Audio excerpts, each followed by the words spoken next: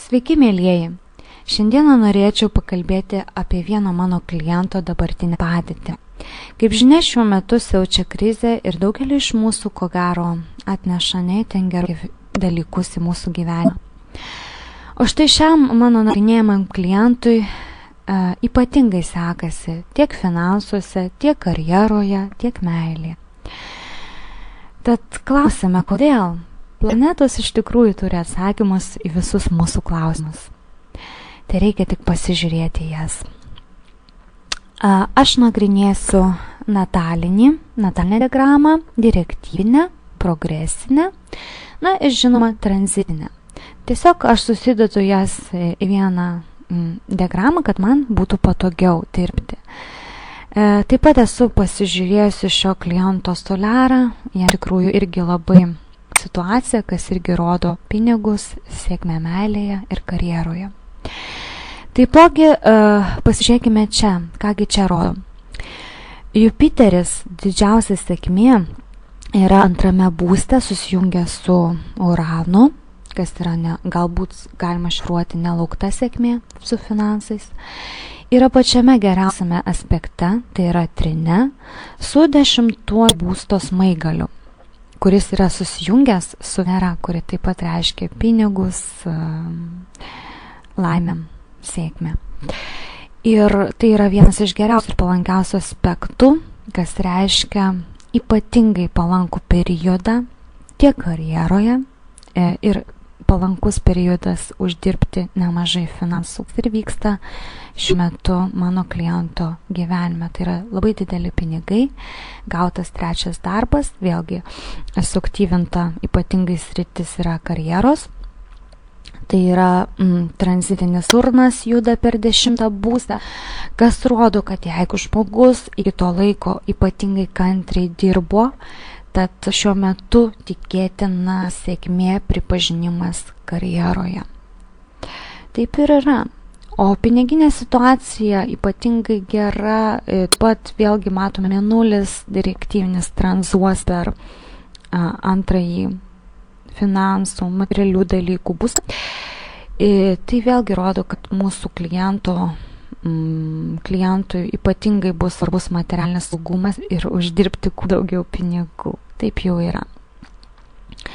Aišku, čia yra ir Plutonas, kuris gali atnešti tiek gerus pokyčius, bet gali apverti viską aukštyn kojom. Tačiau aš manau, kad gerųjų planetų, juolab, kad ir progresyvinis Jupiteris greitai jungsis su antruoju būstu. Taip pat ir pats direktyvinis Jupiteris čia judės dar pakankamai ilgai, tad didelių problemų neturėtų būti. Žmogus stengsis, žmogus uždirbs ir žmogus sukaups nemažai, manau, turto ir pinigų. Taip pat pastebėkime, kad žmogaus direktyvinė, progresinė Saulė greitai jungs su Venera, kas reikštų laimę finansuose, laimę meilėje. O šiuo metu dar daro triną su jo Jupiteriu ir Uranu, kurie yra pirmame būste. Tai suteikia žmogui šlovę, tai suteikia žmogui pripažinimą, sėkmę visame kame ir šis laikotarpis jam tarsi spindėjimas ir jis privalo pasinaudoti juo kaip įmanoma geriau. Ką jis ir daro beje. Kaip ir minėjau, šis klientas sako, kad ir meilėje yra netikėtina sėkmė, populiarumas, priešingos lyties atstovių. Tai taip pat yra lengva paaiškinti, nes matome Venera, kuri susijungia su 7 būstu. 7 būsto smaigaliu. 7 būstas, kaip žinia, partneriai, partnerystė, santuoka.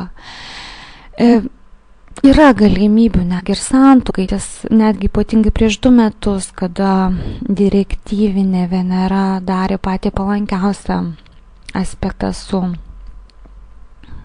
10 būsto smaigaliu. Tuo metu mano nagrinėjamas klientas pradėjo gyventi su viena iš mylimų merginų. Tad taip pat galima paaiškinti ypatingą sėkmę meilėje. Aišku, matosi, kad yra šiokių tokių nesklandumų, tai yra mėnulis yra opozicijoje su Venera. Tad nėra viskas ypatingai, tačiau dėmesio netrūksta šiam mano nagrinėjimui klientui ir meilėje situacija yra taip pat nebloga. Tai tiek, mėlieji, tiesiog norėjau paaiškinti, parodyti, kaip astrologas dirba ir paaiškinti tai, kad net per krizę, jeigu jūsų planetos yra puikiai išdėstytos, jeigu jūsų planetos daro ypatingai gerus aspektus, tad net ir per krizę jūs galite pasiekti didelių aukštumų, jums gali sektis tiek karjeroje, tiek meilėje, finansuose. Tiesiog reikia pasižiūrėti į jūsų astro schemą. Tai tiek, mėlieji, tariu jums sudie ir susitiksime per kitą mano pranešimą.